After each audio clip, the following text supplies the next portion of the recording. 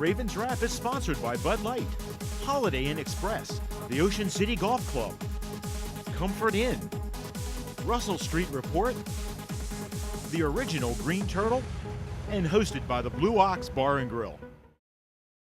In April 1959, Art Wall won the Masters, edging out Carey Middlecoff and Arnold Palmer by finishing birdie, birdie, birdie, par birdie. 1 month later, Ocean City Golf Club celebrated the opening of their first 18 holes. That course has been transformed now into one of the most scenic golf layouts on the East Coast. Come experience 36 of the most beautiful and challenging holes you'll find anywhere. Ocean City Golf Club in Ocean City, Maryland.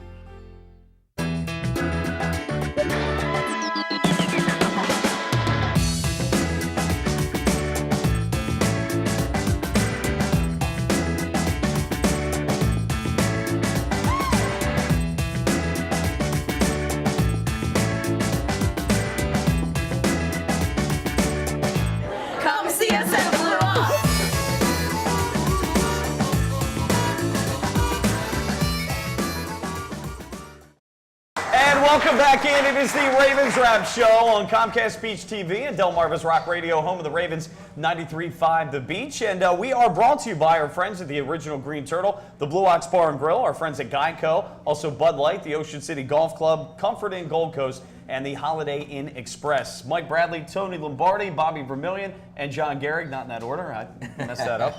But anyway, we're broadcasting from the Blue Ox, 127th Street and Coastal Highway in Ocean City. Ravens Roost 44. Give yourselves a hand. Back for another season. And I did want to say real quickly, I did want to dedicate this show and this season to Carmel Wiley, who we lost during the summertime. Everybody that's a local knows Carmel and how big a Ravens fan and how she just loved life and lived it to the fullest, and she will certainly be missed. And that was some very sad news that we had to endure this summer. But this season's to you, Carmel. So I know she's watching somewhere.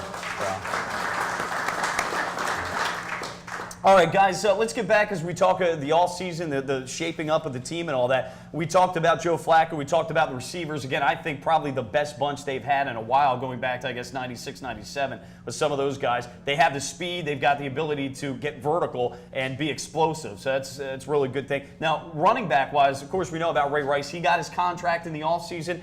You know, he waited to the last second, I guess, up to the deadline, but he got what was market price between what Marshawn Lynch got and, I guess, Foster. Aaron Foster. And Matt Forte. I think Matt Forte signing right before the deadline, too, really helped push him and Ray Rice to sign that. So I think, and that was a huge signing. You can see how things with Maurice Jones-Drew turned out in Jacksonville, not very well. Didn't go to training camp. He's going to probably play very little this week in week one. So I think it was a big factor getting Ray Rice signed. I think it was too. And some guys and some players should be paid more.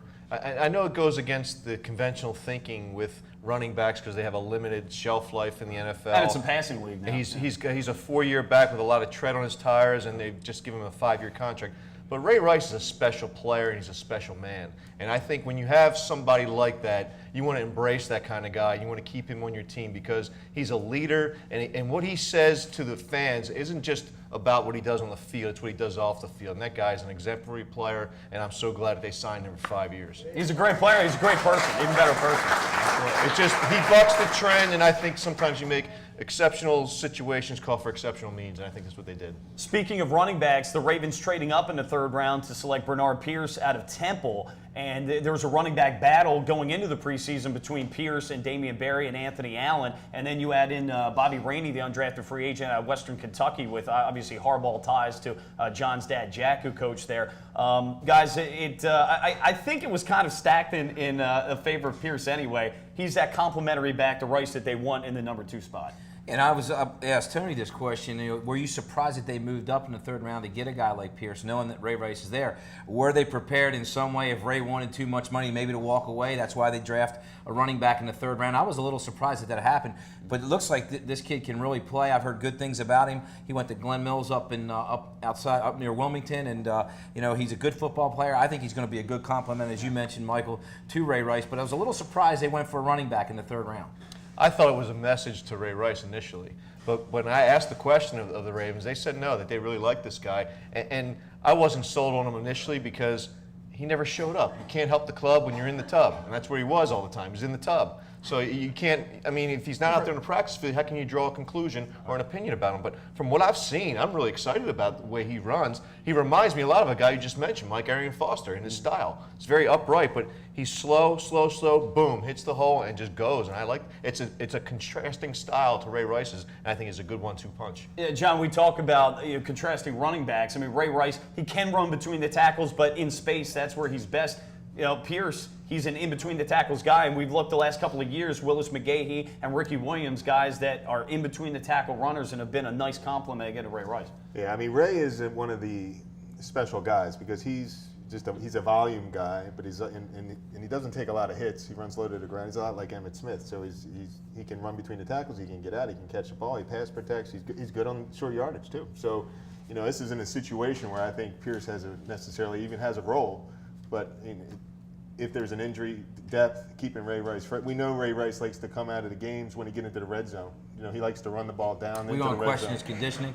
And he likes to take himself out. So, Pierce can come in and, maybe we won't kick so many field goals this year. So. Ray comes down occasionally during the summer in Ocean City. I think you need to meet up with him and get him in a training program that John Gehrig approves. So then we won't have to talk about this, every week. It's just strange how he runs 60 yards and needs a drink of water for a couple plays. Well, I think he adds more tread on his tires if he doesn't play every snap. I mean, a running back only has so many years, and that's been proven time and time again. And the shelf life is, maybe the late 20s at best, around 30 years old. So the fewer carries they can give Ray Rice and the more successful they can be with giving him fewer carries, the better off it's going to be. So we're going to pay him all this money to give him the ball fewer times. Well, that's probably what's going to happen. Sound like Obama. That's probably what's going to happen. That's probably what's going to happen with Ray Rice because you've got all these weapons now. He's probably not going to be. Can we end the show right there? That was the best line tonight. Don't go with Apollo. That's a bad thing to go to. But I think you will see. I don't know if he's going to have as big a role this year as he has in years past because, you've got more weapons on the offensive side of the ball. Well, I think that's the hope, that they can distribute it to other places as well, keep the mileage down. But the fact that your running back is in the top 2 leading receivers on your team, that's got to change. I mean, I took a look, a few weeks ago at some of the top passing teams. And again, our passing game doesn't have to be elite, but it's got to take it to the next level. What were we 19th last year? We need to be in the, say, top 12 and have a top 10 running game. But you shouldn't have Ray Rice be your second or first leading receiver every year. That's got to change. And I think it will now that we've added compliments through the draft and free agency. Somebody gets open. Well, we got speed now. I think they will get open. Well, the thing, we joke about it, but the thing is with the Cam Cameron offense, we've seen him during summer camp in the past implement plays to attack between the hash marks and don't go to their comfort zone all the time outside the hash marks. And then time and time again, when the season comes around, that's where they go back to. I've heard people talk about on a national level about the Ravens being so easy to defend in the past because they don't run the full route tree. Their receivers just don't run the full route tree. And so once you see that on tape, you get used to defending that. It makes it easier. It's just like we've talked about it before. If you have a basketball player who loves to go to his right, what do? You force him to his left. That's what happened with the Ravens. We saw last preseason with how the Ravens attacked the seam over and over again in preseason. And where did it go? And it vanished. Well, I'll say this, and I've probably defended Cam Cameron and Joe to an extent more than anybody on this panel, or probably on Baltimore Sports Radio. There are no excuses this year. He's got the compliment, so if he doesn't use the full array of the talent that he has, then shame on him. Guys, some other stuff to get to in terms of guys that made the team and cut. So, by the way, Bobby Rainey, they're our third running back. What a great story. Undrafted free agent, as I mentioned, out of Western Kentucky. You talk about having a Ray Rice guy. I mean, very similar guys there. Had a really good preseason. So he really did. He had a good preseason. He was exceptional during camp. But I thought he had an uphill battle because he was so similar to Ray Rice, and he brings nothing in terms of special teams capabilities other than a return guy. But I think we've seen in the return game, John mentioned the speed before, Asa Jackson and Jacoby Jones are just more explosive guys. I don't see him being a contributor there. You brought up a couple of names. Special teams is an area we don't talk about a lot, but an area that needs massive improvement. They brought in guys like Sean Considine, Corey Graham, and they drafted Asa Jackson to help in that regard, John and Bobby. this special teams needs to get better. Yeah. I mean, we talk about the offense picking up the slack. Special teams needs to pick up the slack too. Yeah, I don't think there's any question. The coverage on both the kickoffs and the punts needs to get better. It's surprising because John Harbaugh has a history as being a great, special teams coach, and we have struggled since he's been here on special teams, particularly on coverage. But I also think this year we are more explosive with the return game. The return game, when David Reed went down, we kind of struggled a little bit and didn't find anybody. Zibikowski was never perfect returning punts or kickoffs. So we need somebody that's a little bit more threat to take it to the house. I think we have that in Jacoby Jones and some other guys on the roster. So it'll be interesting to see how that plays out. The question there, will we put Jacoby Jones in there? Does he get hurt? And if he does, then who's our third receiver? Well, Laquan Williams. And you're going to Laquan Williams. Yeah. Well, the craziest thing I've seen is to put Ladarius Webb returning punts in a preseason game. Are you kidding me? No one will explain that to me, and I'll buy it. No one. I might even get if he gets hurt doing that, I might even be up here Wednesday saying that Harbaugh needs to be fired for that kind of decision. I might pull a John Garrick on that one. We've already experienced it once, and the guy is he's in that second tier right behind the Revis caliber. I mean he's as close to shutdown as you get. You don't just mess around. Those are the most invaluable guys to a defense because that allows you to bring different packages and get after the quarterback. So I agree with you. It's just sometimes you're just, I don't know, dumb. Guys, some other things to talk about. We've been pretty fortunate with Joe Flacco with him starting games, not getting hurt. Tyrod Taylor, a backup quarterback. Your thoughts on year 2, how he looked during the preseason, and your confidence if he had to come in for a couple of games, could he carry this team? Scared to death. I mean, really am. I mean, he's so different than Joe Flacco. I don't think he really has a good sense in the pocket right now. Could he maybe get in there a couple games and get it done for 1 or 2 games? But if we had to go long term to Tyrod Taylor, I think the Ravens would be in some trouble.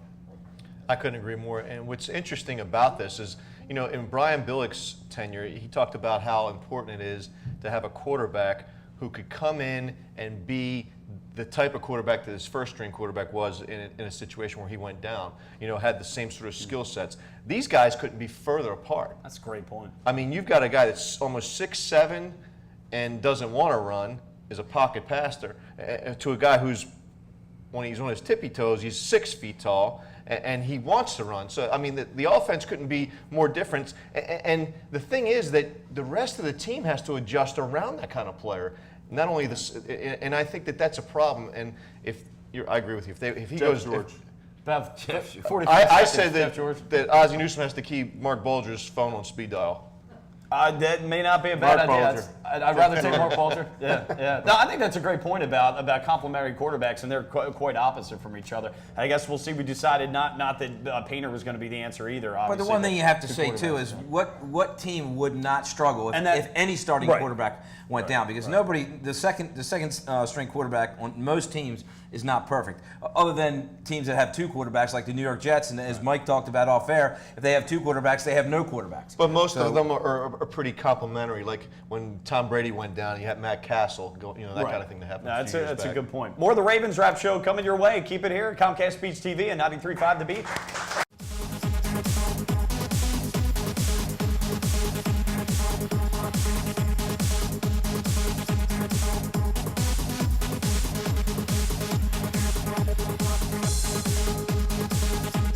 Ravens Wrap is sponsored by Bud Light, Holiday Inn Express, the Ocean City Golf Club, Comfort Inn, Russell Street Report, the original Green Turtle, and hosted by the Blue Ox Bar and Grill. Welcome to the Comfort Inn Gold Coast. Conveniently located just 1 block from the beach and adjacent to shopping at the Gold Coast Mall and the movie theater. Newly renovated and open year-round with a marvelous bayfront view. Visit us on the web at comfortgoldcoast.com and see our hot deals and great golf packages, or simply call our direct reservation line to plan your stay.